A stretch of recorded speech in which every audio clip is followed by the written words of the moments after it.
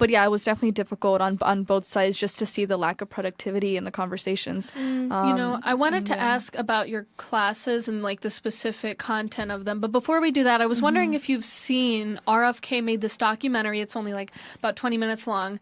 It's called The Border at Midnight.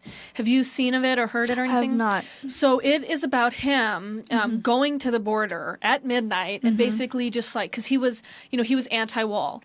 Then he went there, and I'll just give you a brief rundown. So it's a completely random visit to the border, and he finds that it's primarily not Central or Mexican Americans at the border waiting in line. It's primarily Africans and Asians who are waiting in line to get into America. And that's why I say watch it for yourself, because I don't want to like spring a question on you of something that you know nothing about.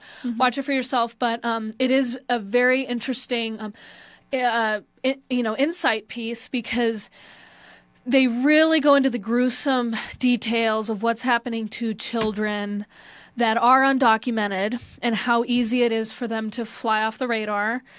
And a lot of them are being used for not only trafficking, but just, drug trafficking, but sex trafficking. And they're basically being used as pawns. And some are bought away from their families. Like, let's say their family are trying to travel into America.